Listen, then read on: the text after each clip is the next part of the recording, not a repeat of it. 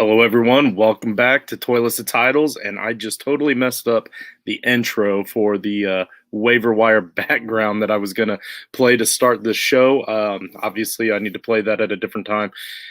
Anyway, that's what this week is all about. This is kind of a trial run for what is going to be our weekly waiver wire show.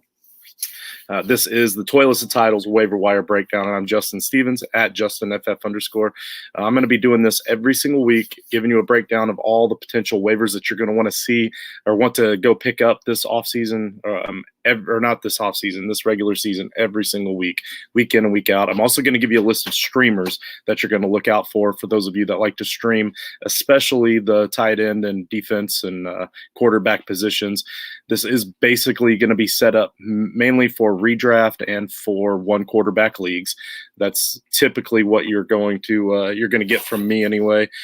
Some of the other guys are going to be putting in their suggestions for waivers every single week, week in and week out. Real quick though, I do want to tell you guys to please check us out on all of the different formats that we have. Mainly toiletstotitles.com, where you check out our videos, articles, and NFL and fantasy content. Apple Podcasts, YouTube, Facebook, Podbean. Win a Family Breaks, which is another Facebook page that we offer where we buy and sell merchandise, sports memorabilia, and whatnot. And then, of course, Spotify. Make sure you hit that like and subscribe to help us out. Ring that bell and give us that 5-star review on Apple Podcast. But mainly I want to get into the patreon.com. It's the titles. This is Patreon that we just recently set up. This waiver wire episode is designed to go to our Patreons. Okay, so for the first few weeks, at least, we are going to post this on our YouTube channel, but it's going to be at least a full day after our Patreons get it. The Patreons are going to get it right after Monday Night Football. I'm going to record this immediately following Monday Night Football so that you guys don't have to wait. I'm going to email it to the patrons from through Patreon, and you'll have it immediately. Then we will download it upload it onto the YouTube channel the next day to give everybody else a chance to watch it. But that's only for the first few weeks until we can build up enough in our Patreon to only offer it to the patrons. So again, that's patreon.com/toilets of titles if you want to get this weekly waiver wire episode early. In order to do that, though, you're going to have to sign up for tier 2. It's $5 a month, but with just the $3 a month tier, if you don't really care to have the waiver wire update every single week, then you will get the Toilets of Title group chat on Discord. It's just exclusive only to our patrons and the guys within the team that we have built here at Toilets Titles. But that level 2, that's where the waiver wire episode access will be granted to you.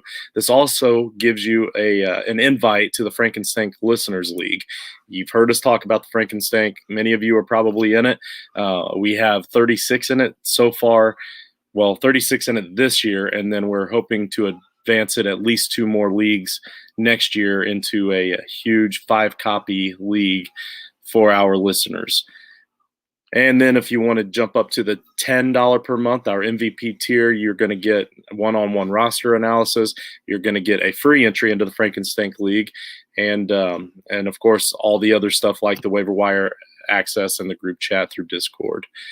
So that's a quick rundown of our patreon.com/toilets and titles. Please help us out. Help us to be able to continue to provide more material and content for you for your fantasy teams. Those guys I was telling you about, they're going to be jumping in on my show notes every single week to help me figure out the best waiver options for you, waiver wire options for you, so you don't have to do the research. So they're all scrolling right down there at the bottom. We've got a whole entire team helping with this monster. So we really appreciate you guys.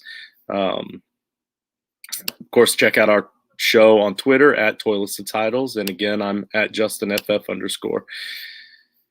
All right, so I'm gonna get right into it here. Let me find my guys here. So I'm gonna start off with quarterbacks. Again, this is traditionally based on one quarterback leagues.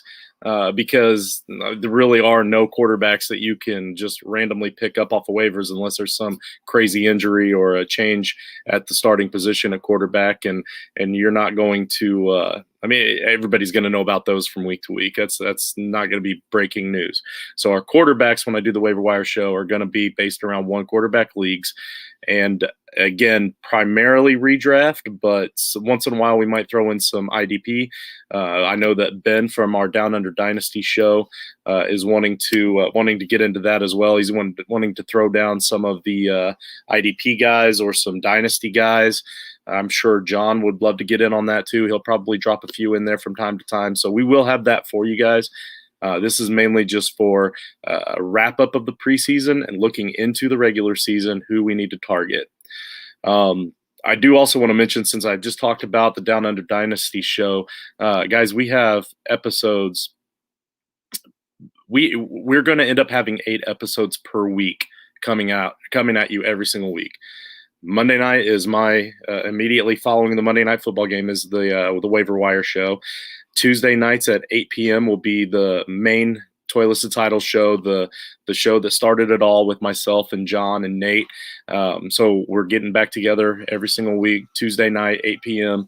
To do a recap of the previous week and a quick rundown of the upcoming week. Wednesdays at 9 p.m., you get Joe back. Joe knows. He's also going to give an NFL review and preview. That's going to be mostly just NFL-based, not fantasy purposes, just what to look for each individual team in case you want that NFL news, but not necessarily the fantasy football news. Immediately following that show is Dollars to Deuces with our boys Rich and Nate. That's going to be a betting show for you gamblers out there. That's Wednesday nights at 10 p.m. Eastern. All these times are Eastern Standard Time. Thursday nights, 8 p.m., a dash of DFS. That's our main boy, John Sheps. He's going to be doing a weekly DFS show for you. Saturday evenings, I can't remember the time exactly, but Saturday evenings are going to be the Down Under Dynasty show. That's with Ben and Matt, our boys from Australia. We're going to have a Sunday Cup of Joe on Sunday mornings at 8 a.m. For those of you that like to wake up early. And then, of course, Sunday at 10 a.m. is going to be the Blitz with Mike with Dirty Jobs. And I'll be on that show with him for the first hour as well. And we've got other guys that are going to be jumping in and helping out with all of these episodes. I'm telling you guys, 8 episodes per week, every single week. We're trying our best to get this content out for you. We hope you appreciate it as much as we appreciate you. All right, so quarterbacks. I already told you I was going to jump right in it. Well, let's actually do that. Quarterbacks, I'm going to start off with my waiver wire pickups for week 1. And for those of you that watched the show the other day, you know, I believe it was last night actually, you know, I have a lot of injuries, you know, and I made a ton of mistakes as far as the draft goes. I didn't realize that they were mistakes at the time. But obviously things have happened over the last 3 weeks. So I now have J.K. Dobbins, Travis Etienne, and then Javian Hawkins. Now Evan Ingram is banged up again, and Carson Wentz is on COVID protocol and banged up. Adam Troutman's hurt. Darius Slayton, just a lot of injuries, a lot of things I have to consider. I'm really looking forward to the first waivers running in a couple of days. So you know I've done the research into this because I really need these guys. The first guy I'm going to talk about here is Baker Mayfield. Baker Mayfield, in my mind, is going to be a heck of a steal this season. Right now, he's only owned in 51.6% of redraft leagues. He was only a QB1 or a top 12 quarterback in most formats only once in the first 10 games last season. But then they really opened up a whole new offense. They changed their offense, opened it up to him in the last in 12. Okay, he was a top 12 in 4 of the last 6 games. So in the last 6 games, he had 4 top 12 finishes. He faces Houston and Chicago in weeks 2 and 3. So at the very least, you can pick him up now, have him, hold him for week 2 and 3, and maybe even use him in week 1 if you need him. But I just think that he's a really good ad.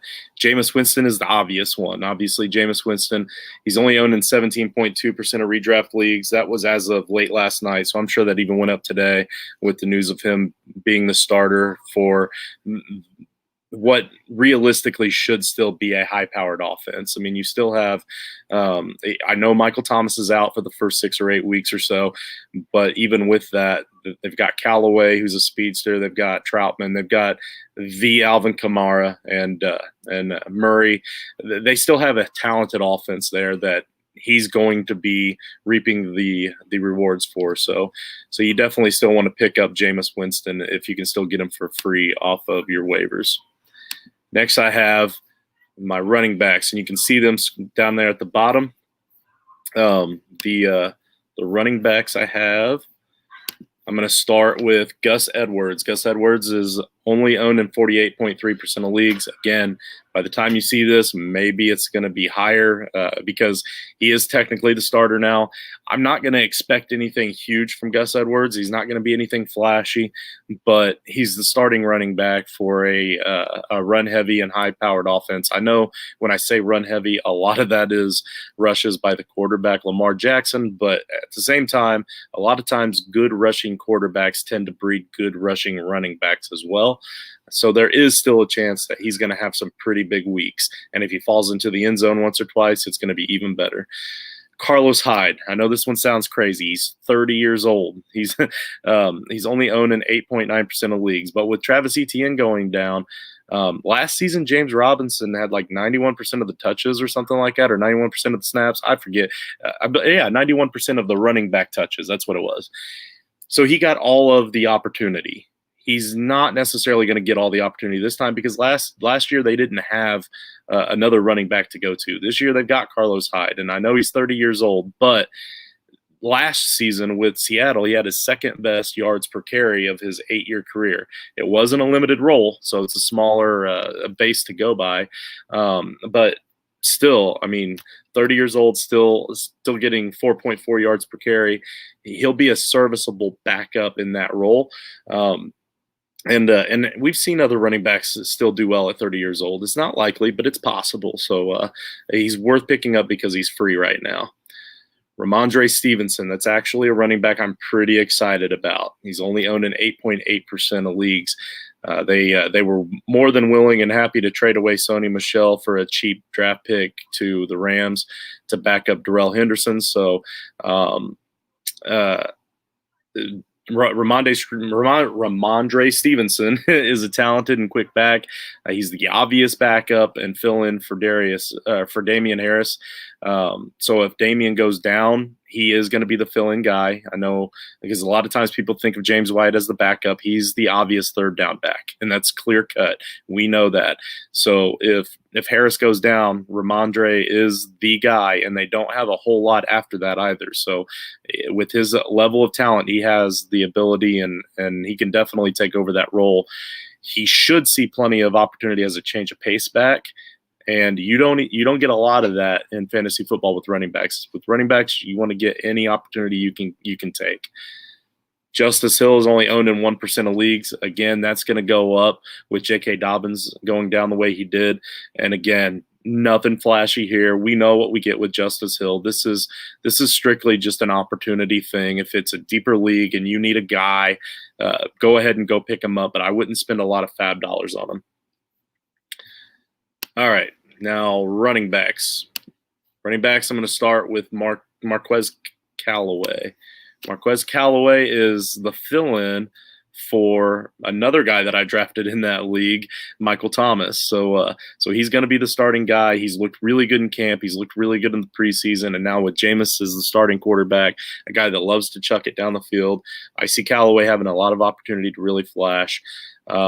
He's definitely worth a look at the very least if you decide that you want to go with any one of these other numerous wide receivers. By the way, guys, look at this list of wide receivers. This is exactly the reason why we tell you to hold off on wide receivers in drafts, and when you're talking redraft especially. These wide receivers can always be had late for real cheap, or in this case, even off of waivers. Darnell Mooney, only owned in 54% of redraft leagues right now. He scored double digits only twice in the first 12 games in PPR last season.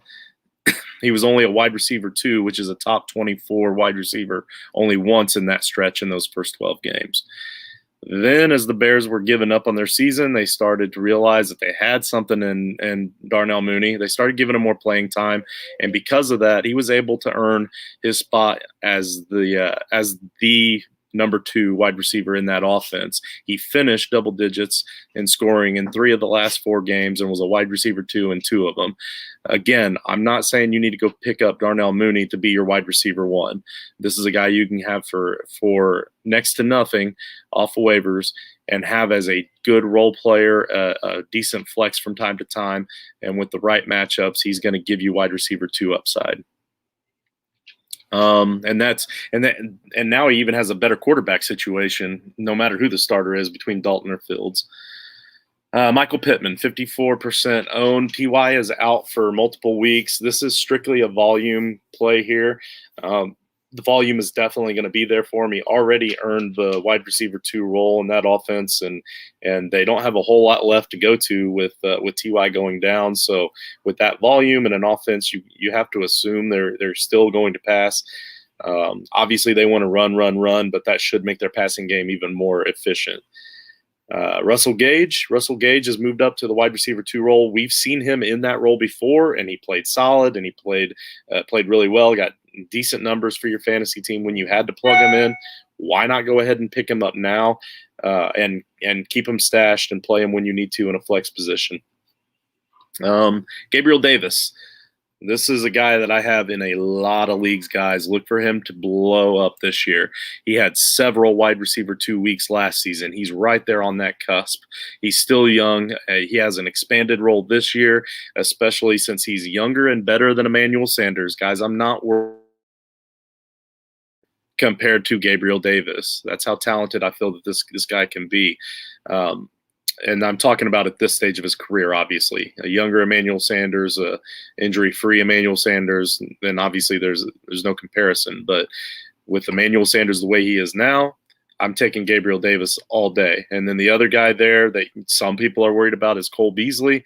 But with him being on the COVID list or the suspended all season list because of his COVID antics, or who knows what's going to happen with that guy, he's just a loose cannon. He's not the kind of guy that most coaches want to have on their roster out on the field or have to rely on them on a consistent basis with everything that's going on right now. So I just don't see him playing the role that he's played in the past for the Bills. I see that role being shifted over to Gabriel Davis really fast. Let's see, tight ends.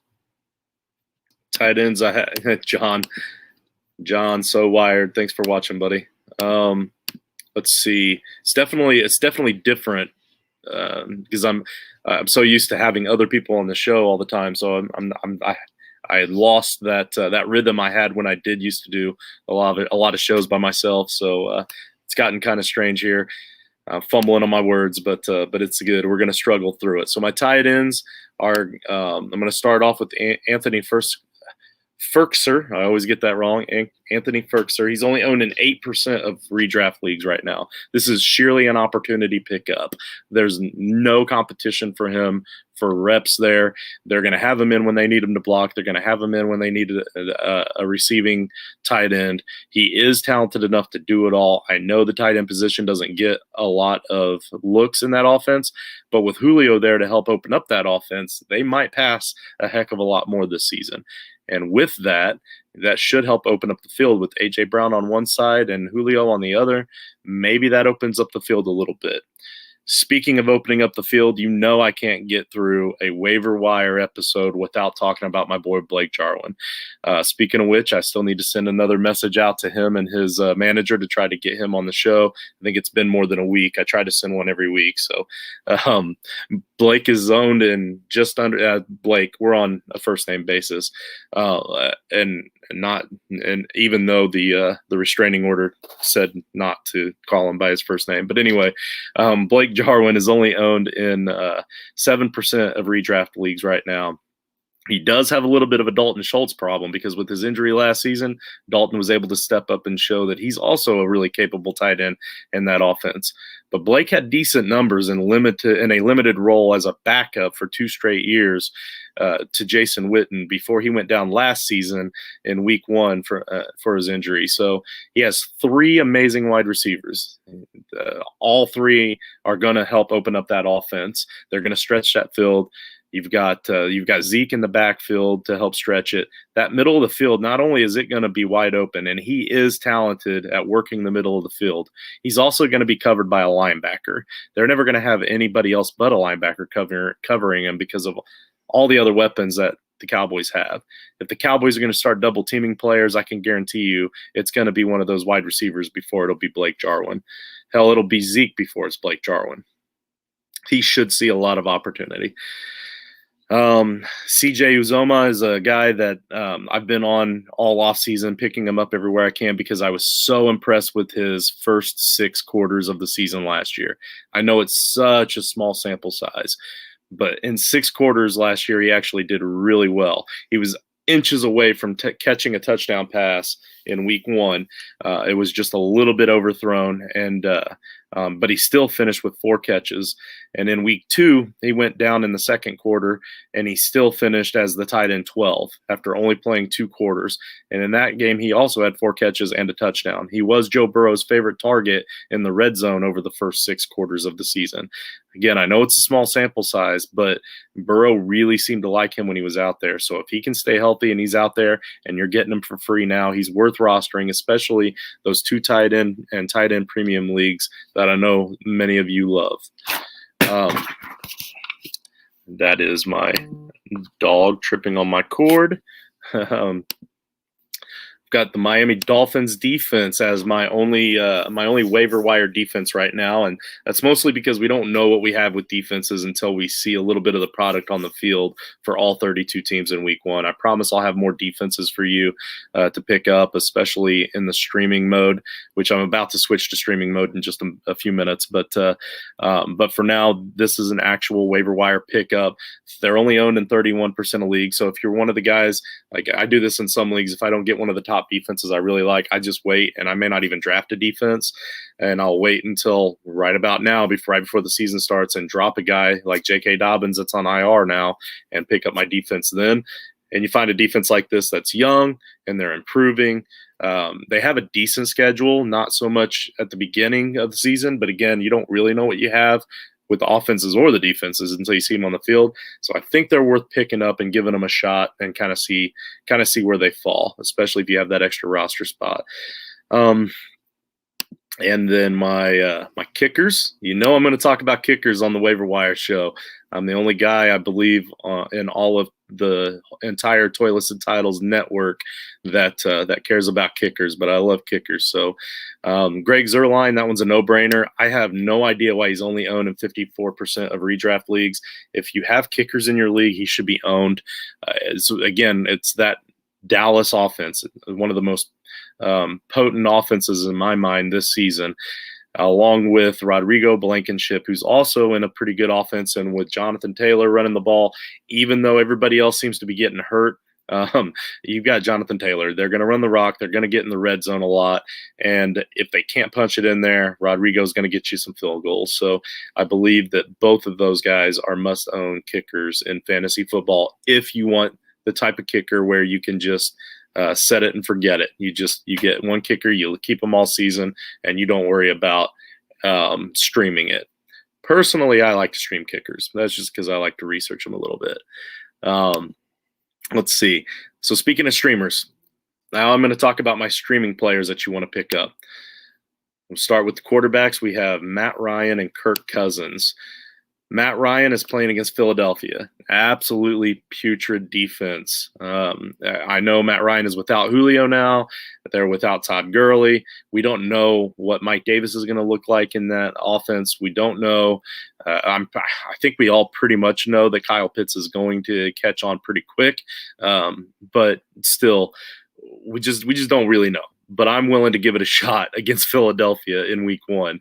So if you drafted a quarterback or you waited late round to take 1 or 2 quarterbacks and you don't like the matchup and you need a streaming quarterback, go ahead and get you a little bit of Matt Ryan or a little bit of Kirk Cousins, because Kirk Cousins is playing Cincinnati, and with Joe Burrow still not 100%, there's that offense is still really young. So maybe the Bengals defense or maybe the Vikings defense can help set Cousins up in some nice field position, and then you've got Kirk Cousins with a lot of good offensive weapons out there, and so I see them scoring a lot of points in week 1 against Cincinnati.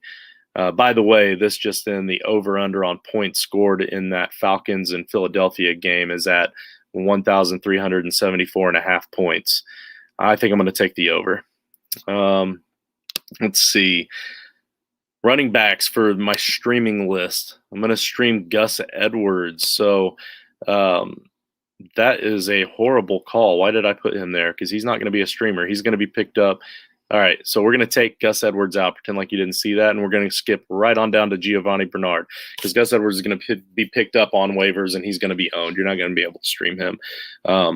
Let's see. Giovanni Bernard for week 1 is playing against Dallas. Giovanni Bernard is probably, we're all assuming, I know this is lazy analytics because we don't really know, but we're all assuming he's going to take on that James White role. He's very, very capable of catching the ball in the backfield. Most leagues at this point are PPR, and that's the one key piece that Brady was really missing that he wanted, and now he has it. And he already won a Super Bowl, and now he's still getting tools that he really wanted. So the Packers could take a little play from the playbook there from Tampa Bay. Let's see. Then I have Tevin Coleman, only owned in less than 13% of leagues. Tevin Coleman he has a decent shot at being the starting running back for week 1, and that's the only reason I threw him in here. We don't know which running backs are going to do what in New York. So if you're very desperate for a running back, Tevin Coleman has just as much of an opportunity as any, especially since he is the main veteran in that backfield with the most experience. There's a chance they'll utilize him a lot in week 1 before he finally gets hurt or loses the job to Michael Carter, which I think will happen pretty quick. So this is a streaming show, for a streaming portion of the show. So this is only for week 1. Chubba Hubbard. So Chuba Hubbard.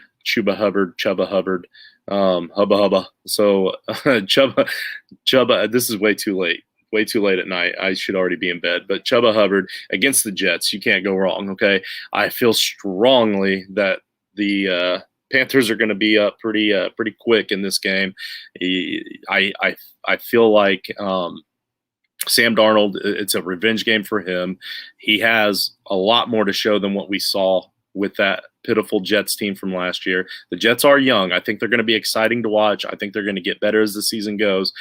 But starting off with a bunch of rookies, a young team, and I just think it could get out of hand really quick. And the Panthers are going to want to see what they have in their young rookie running back, while also saving CMC a little bit at the start of the season. Right out the gate, give me that rookie running back. Let's see what he's got against the Jets in garbage time if you're desperate at running back. Next, I'm going to roll with our wide receivers here. Russell Gage seems like an obvious one here. I know.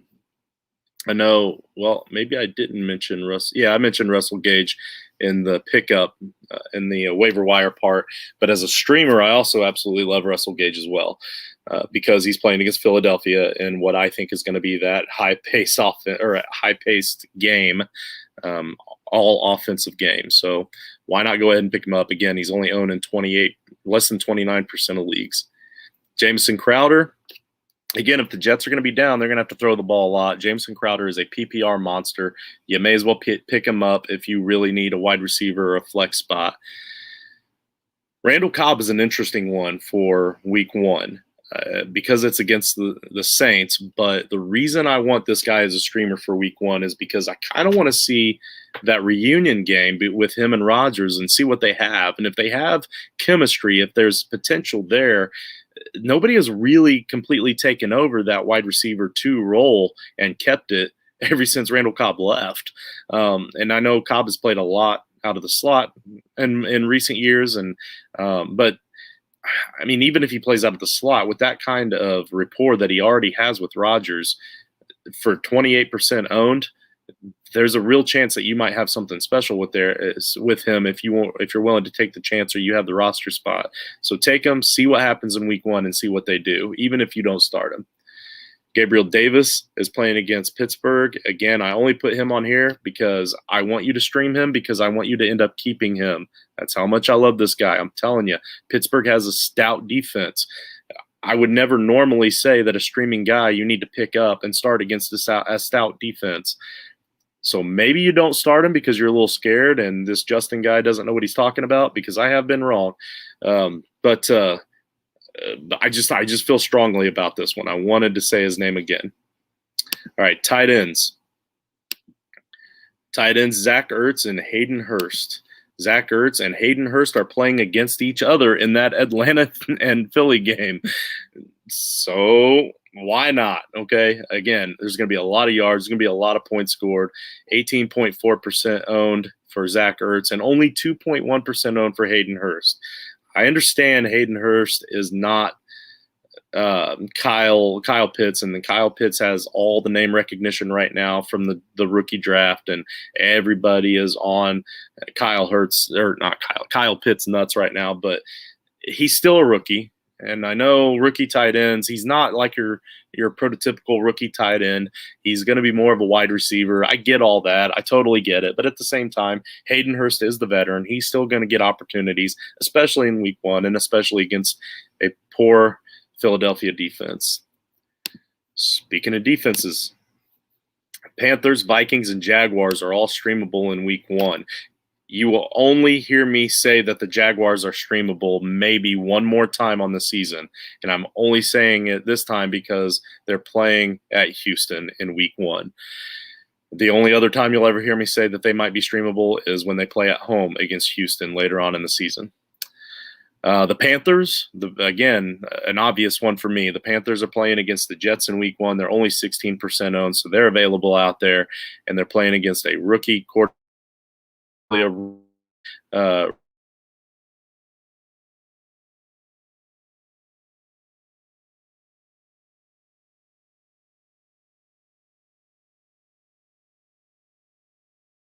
Defense is much improved from what they were last season, so I can totally see this being a dominating game for the defense. And then the Vikings against Cincinnati. Again, Joe Burrow is not 100%. So if you can pick up the Vikings, they're less than 20% owned right now. If you need a defense, why not go for it? Streaming kickers. Again, I'm going to bring up the kickers. Josh Lambo of the Jaguars.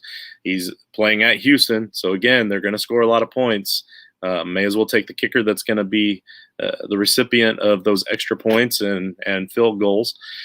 Rodrigo Blankenship against Seattle, because I believe Seattle's defense is not that good, especially that secondary, but I believe that with all the injuries that the Colts have right now, maybe there's a chance they can't get into the end zone.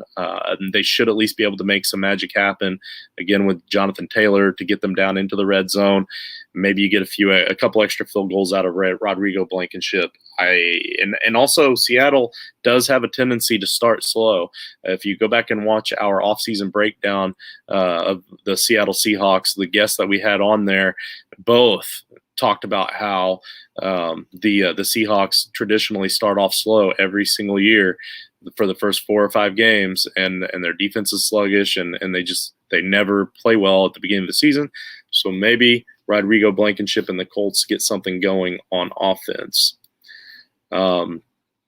Before I cut out here, I do want to say that today's show is brought to you by Primetime Sports Talk, your top source for all major sports content, including DFS, fantasy advice, and great gambling tips.